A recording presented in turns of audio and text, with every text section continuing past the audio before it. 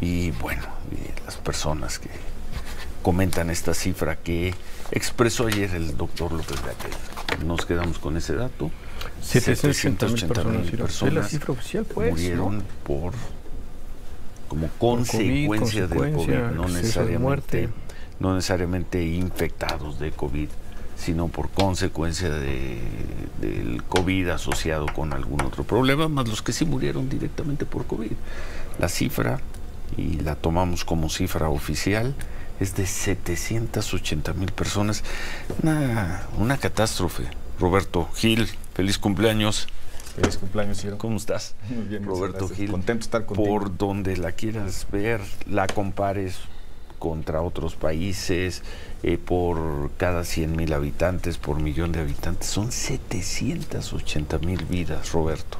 Y con esa cifra que sale del responsable de la estrategia del Estado mexicano para atender el COVID, expresada en esa silla, en esta silla, a propósito de una intención electoral, con un cinismo verdaderamente pues, espeluznante, con esa cifra de muertos que tuviste como consecuencia de una política pública que debías de ejecutar con responsabilidad, pues no debieras tener ninguna intención electoral más que rendir cuentas a la nación sobre esa cifra. México se vuelve uno de los países con mayor letalidad por el COVID, por el rango en el que se utilice para medirlo, por proporción de población, por número de contagiados, en el número agregado de las muertes, y sobre todo pues queda claro cuál es la consecuencia de esta política errática que siguió el gobierno.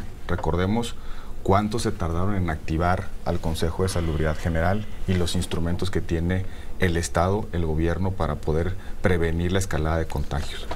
¿Cuántas veces el responsable, el doctor López-Gatell, jugó con las señales, con los mensajes a la población? La fuerza moral del presidente, no sirve para nada el cubrebocas. ¿Cuánto se tardaron en darle a la gente, a la sociedad, instrucciones precisas sobre cómo se iba a comportar el COVID?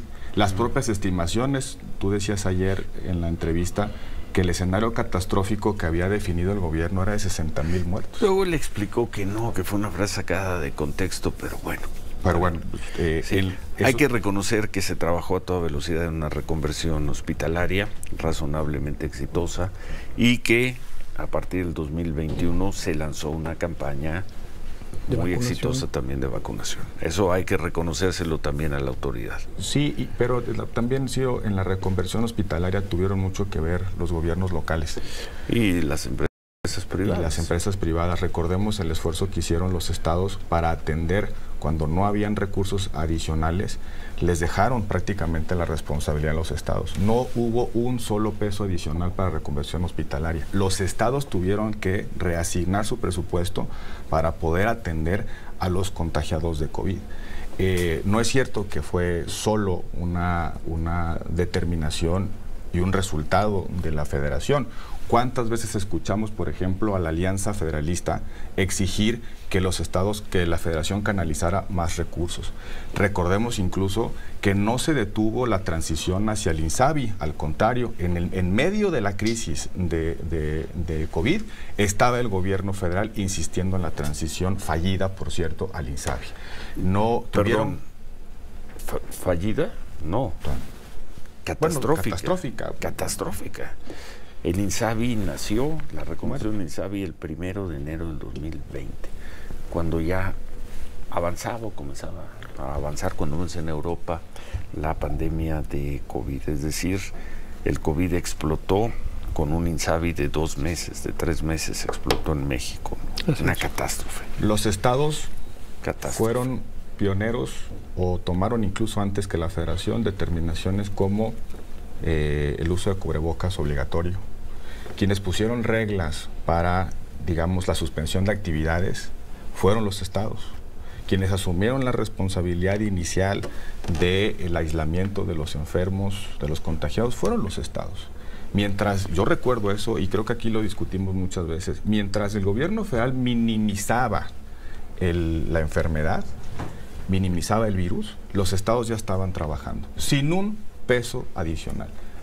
Creo que el Consejo de Salubridad General emitió algunas determinaciones, pero nunca se reunió, puedo afirmarlo, nunca se reunió con los gobiernos locales, nunca. Entonces, de hecho había mucho conflicto con varios de los gobiernos locales. ¿Te acuerdas que varios estaban en aquello que llamaron la Alianza Federalista? La Alianza Federalista empieza como un mecanismo, empezó con seguridad por 3 estados. En el 19. En el 19. Y luego en el COVID se vuelve un espacio para compartir experiencias de política pública para atender De hecho, había una reunión sistemática entre los secretarios de salud de la Alianza Federalista. Y de ahí llegó a tener 10 gobernadores. 10 gobernadores. Se hicieron muchos pronunciamientos con respecto a las necesidades que tenían los gobiernos. Yo sí creo que hay que decirlo con toda claridad. Esos 780,000 muertos están en la espalda del señor López-Gatell. Porque el área técnica encargada de proponerle al presidente de la República como responsable máximo de la Administración Pública Federal era el señor López-Gatell, porque él fue el designado por el secretario de Salud para encabezar el esfuerzo del gobierno federal en la atención del COVID. Y que hoy diga que está tranquilo en su conciencia y que hoy diga además que merece una oportunidad electoral, me parece un cinismo pasmoso. Pues el señor López-Gatell debería estar asumiendo responsabilidades por negligencia y omisión administrativas e incluso penales. De eso vamos a hablar en unos momentos, porque el abogado Javier Cuello Trejo pidió réplica por lo que dijo ayer el doctor López-Gatell sobre él. Pero bueno, ¿puede ser un hombre el candidato de Morena al gobierno de la Ciudad de México, de acuerdo con esta propuesta que está haciendo el INE, de que solo deben ser 4 hombres? Van a estar en disputa 9 gubernaturas, sumemos a la de la Ciudad de México como gubernaturas, son 9, y el INE propone que 4 de los candidatos sean hombres y 5 mujeres. Y ya hubo una reacción ayer de todos los partidos. Sí. Morena de la mano del PRI, del PAN. Histórico eso. Histórico. Reacción en contra. Reacción en contra. E incluso ganaron tiempo para discutirlo en una mesa técnica. ¿Qué pasó ayer, Ciro? Las Comisiones Unidas de Prerrogativas y de Igualdad Sustantiva analizaron un proyecto de acuerdo que fija reglas para optimizar el principio de paridad sustantiva. ¿Qué significa esto? Que la Constitución ordena que se abran los espacios, se generen situaciones de inicio que maximicen la participación de las mujeres en igualdad de condiciones en el ejercicio del poder público. Y esta paridad implica tener mayor número de mujeres en los espacios de decisión. Y creo que es una lucha histórica que merece toda la pena, su defensa explícita. Pero en el marco de la ley. ¿Qué hace allí el Consejo? Fija 3 reglas. Unas reglas deben ser 5 mujeres. Segunda regla, donde tienes gobernador hombre debes poner candidata mujer. Y tercera regla, si no lo haces así, yo sorteo y te pongo los candidatos. Estados. Y en la Ciudad de México, por ejemplo, el gobernador es Claudia Sheinbaum, no es Martí Batres. El gobernador, la jefa de gobierno es Claudia Sheinbaum y como es que no Martí Batres. No Martí Batres, porque quien ganó la elección entonces, es si esto se vota a favor, pues la Ciudad de México tiene que llevar candidato hombre. Morena tiene que llevar candidato hombre. Si esto se vota. Y puede ser López-Gatell. Si no es Omar García Harfuch, puede ser López-Gatell. Roberto Gil, entonces, a ver, primero, ¿qué es lo que se tiene que votar? Tiene que votar el INE. Ahí los partidos tienen voz, pero no tienen voto. ¿O sí? No tienen voto los partidos, Ciro. El Consejo General. El Consejo General, primero en las comisiones y luego en el Consejo General votan únicamente los consejeros electorales, los partidos solo tienen voz. Una primera pregunta, Ciro, es si este acuerdo era necesario. El de 5 mujeres. El de 5 mujeres, 4 hombres. Para las elecciones del próximo año. Así como lo expresaron ayer varios partidos políticos, para algunos ya estaba resuelto. ¿Por qué?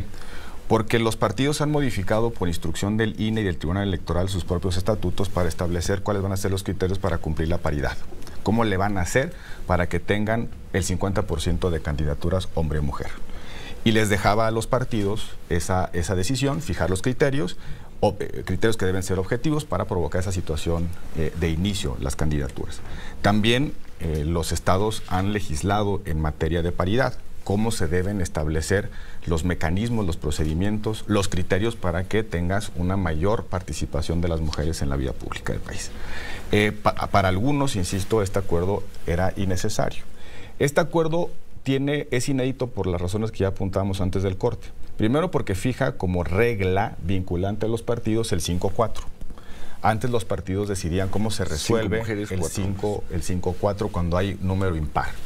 En segundo lugar, les establece con toda claridad, y no hay lugar a dudas, un criterio que le llaman de alternancia. Si tú tienes un gobernador postulado en la pasada elección de un género, debe ser del otro género. Con mayor precisión. Hombre, tiene que ser mujer, tiene que ser hombre. Pero en la redacción que circularon dice, donde tengas hombre gobernador, debes tener mujer candidata. Veracruz, por ejemplo. En el caso concreto de Morena, como tiene gobernador en Chiapas, Puebla, Tabasco, Veracruz y Morelos, hombre, debe tener en esos estados forzosamente mujer. Nuevo, Chiapas, Puebla, Tabasco, Veracruz y Morelos. En esos casos, en esos estados, están las 5 mujeres. Ya están las 5 mujeres. ¿Ya? Entonces, automáticamente Morena puede poner en el resto de los estados 4 hombres. Ahora, se puede, perdón por la pregunta, pero ¿puedes ir con 6 mujeres y 3 hombres? Puedes ir con 9 mujeres. Puedes ir con 9 mujeres. Lo que sí es máximo 4 hombres. Máximo 4 hombres. Mujeres puedes llevar 9. Es correcto. Si pero con esta redacción, en los estados donde tienes gobernador hombre, tienes que poner candidata mujer. Por ejemplo, el PAN. El PAN tiene gobernador hombre en Guanajuato y gobernador hombre en Yucatán. Entonces tendrían que poner, si se aprueba en estos términos, el acuerdo del INE, mujer en Guanajuato y mujer en Yucatán. Y adiós a Renán Barrera.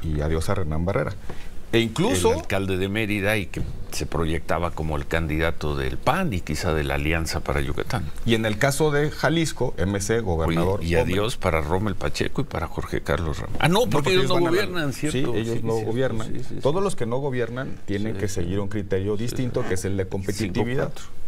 Ahora, por ejemplo, MC tiene gobernador hombre en Jalisco. Debe poner candidata mujer en Jalisco. Ahora, los estados no han legislado en el criterio. Por eso todos los partidos están en contra de esto. Pues claro.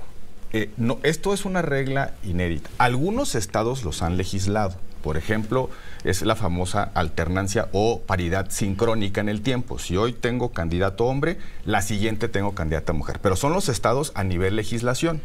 De los 9 estados, en los 9 estados, Yucatán ya legisló estableciendo la paridad sincrónica, pero puso un transitorio, Ciro, que dice hasta después del 24. Sí.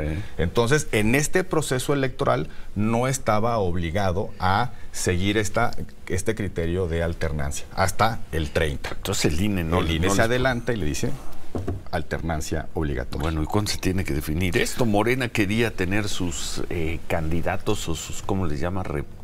Jefes de la defensa, coordinadores de la defensa. Quería tenerlos el 30 de octubre,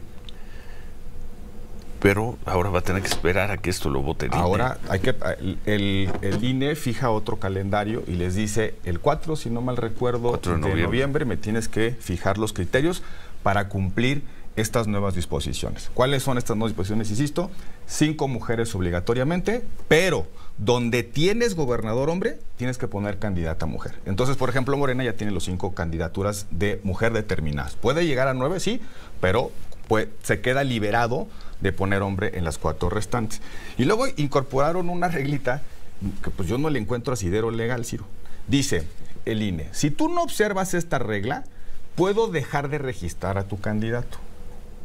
No. Y si sigues insistiendo en no cumplir estas reglas, entonces te catapixio tus candidaturas. Voy a sortear entre tus candidaturas hombres, saco a un hombre y pongo un estado para mujer. Esta consecuencia legal, esta sanción, para decirlo pronto, no está prevista en ningún lugar. ¿Cómo lo ves, Roberto? Yo veo, a ver, quiero ser muy enfático en esta parte. La paridad sustantiva es un principio que debe observarse escrupulosamente, porque de eso depende romper los techos de cristal de acceso al poder público de las mujeres.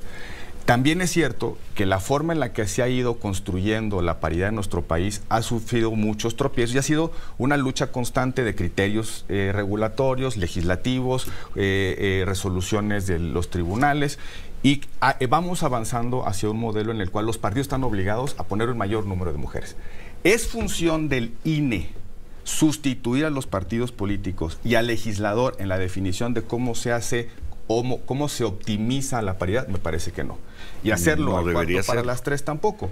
Y yo no encuentro, de verdad, una regla, una facultad para el INE en el sentido de hacer obligatorio el criterio de alternancia. Es decir, donde tienes hombres, mañana pones mujer. Ahora, al parecer, el INE tiene los votos suficientes para sacar esto adelante. Tendría los votos, por lo menos lo que se ve, y faltaría otra instancia, porque los partidos lo pueden impugnar. Y se va esto al tribunal, y estos son días y son semanas, en un momento en que todos los partidos quieren ya definir sus candidaturas. Aquí la pregunta es, ¿por qué esto no lo hizo el INE cuando ya se constituyó como con el nuevo consejo, que fue a mediados de año? Fue en abril, sí, cuando se fue Lorenzo Córdoba, llegó Guadalupe Tadei. ¿Por qué no hicieron esta propuesta en mayo o en junio? ¿Por qué la hacen en octubre? Ya inició el proceso electoral, e incluso cambiando un poco los precedentes. Insisto, el tribunal les había dicho, son los legisladores y son los partidos los que definen los criterios para hacer realidad el principio de paridad sustantiva. Ahora el INE dice, no, como los legisladores no han hecho su trabajo y los partidos pues no están muy comprometidos con la paridad, ahí les voy yo. Pero con unas reglas que son inéditas en nuestro país. Ahora, sí es cierto, Ciro, que al cuarto para las 3 de la tarde, del inicio del proceso electoral, pues esto suena ya a una definición, digamos, tardía, sorpresiva, que es lo que ayer decían algunos de los partidos políticos. Oye, yo tengo mis procesos internos caminando, ilegales, como se quiera, pero estamos caminando. Hay algunas definiciones ya tomas, hoy me cambias el calendario y me cambias las reglas. Los procesos de precampaña inician la última semana de noviembre, los procesos de selección interna de los candidatos. Los partidos están obligados a notificarle al INE cómo van a hacer sus procesos. Entre ellos tienen que notificarle al INE cómo van a hacer posible el principio de paridad, el 50% o más de mujeres en candidatos de elección popular. Estaban en ese proceso y de repente aparece este acuerdo. Ahora, no es únicamente lo que ha hecho el INE. Por ejemplo, están discutiendo establecer cuotas socioeconómicas, Ciro. Yo no sé qué significa eso, pero hay por ahí que tienes que llevar en la lista de representación proporcional pobres, personas que tengan una condición económica vulnerable. ¿Cómo es eso? No lo sé. ¿Cómo se articula en términos de representación política? No lo sé. Entiendo que los partidos postulan candidatos para representar causas y ciudadanos. La respuesta del gobierno de Israel, Roberto, expresada a través de la embajada en México, no por el comunicado del domingo, que creo que había sido fuerte, muy claro y contundente el comunicado del gobierno mexicano condenando los ataques de Hamas al territorio de Israel, sino el añadido que le puso ayer el presidente López Obrador con buscar una salida pacífica. El primer pronunciamiento de la Cancillería me parece muy digno, Ciro, porque no solamente condena el terrorismo, sino también dice que no hay ninguna justificación política al terrorismo, ni siquiera la necesidad de reconocer la pertenencia a un territorio de un pueblo. El presidente matiza ese comunicado y dice, bueno, no nos queremos meter en el conflicto histórico entre Israel y Palestina y además no es momento de confrontación, no queremos tomar partido, etc. Parece que al presidente López Obrador le interesa estar más cerca de los BRICS, de China, de Rusia, de Brasil, de ese bloque que se está construyendo, que estar con el concierto internacional. Es cierto, y tiene razón la Embajada de Israel en México, la neutralidad es darle un margen de justificación política a actos terroristas. Jamás no es un Estado-nación que está defendiendo unos límites o una causa en el concierto o en el marco del derecho internacional. Es una agrupación terrorista, internacionalmente calificada como agrupación terrorista, que ha atacado a población civil, que atacó de manera sorpresiva, de manera artera a población civil, población indefensa, población que no estaba preparada para un ataque de esa naturaleza. Murieron niños, murieron jóvenes, mujeres, hay muchas personas secuestradas, rehenes por parte de Hamas. No entiendo ni sé por qué el presidente hace ese cambio de señal y matiza su posición. Y por cierto, hay muchos voceros del partido oficial tratando de justificar, de Morena, claro, tratando de justificar no la reacción del pueblo palestino, no la causa incluso de la autoridad palestina, las acciones de Hamas. las acciones de un grupo terrorista que un sábado atacó a población civil. Yo creo que el presidente debiera leer con atención cuál es el reclamo que le hace la Embajada de Israel en México y decidir en qué parte de no lo va a hacer. En qué parte, no lo ha hecho, ¿verdad, Sofía? ¿Con quiénes vamos hasta el momento no ha dicho nada. ¿Con quién ¿Con quién vamos a coincidir en este tipo de posiciones de política internacional? Perdón, yo no sé qué estamos haciendo con Egipto, con Bolivia, con Rusia, con China, con Turquía. Cuando el concierto internacional de Estados Unidos a todos los países europeos están condenando enfáticamente un ataque terrorista. Los países que han sufrido ataques terroristas de manera histórica saben perfectamente la vulnerabilidad que eso implica. Un país como Israel, como Estados Unidos, como los países europeos saben perfectamente qué significa legitimar directo o indirectamente a un grupo terrorista. El presidente no debía tener esos dobleces, me parece, Ciro. Gracias, Roberto. Gracias, Ciro. Feliz cumpleaños de nuevo. Pásela bien. Felicidades, Roberto. Cumpleaños, compañero. Fue un placer estar contigo este día. Saludos a Marcelo Ebrard. Saludos a Marcelo Ebrard, que también es su cumpleaños. Y a Nacho Lozano. No, bueno, te digo que y por ahí, por ahí hay algún otro. Organícense. ¿Te parece que ya cancelemos el año, Ciro? De aquí hasta no, pues ya quedó cancelado. Ya de aquí la Navidad. ¿No? Gracias a Roberto Gil.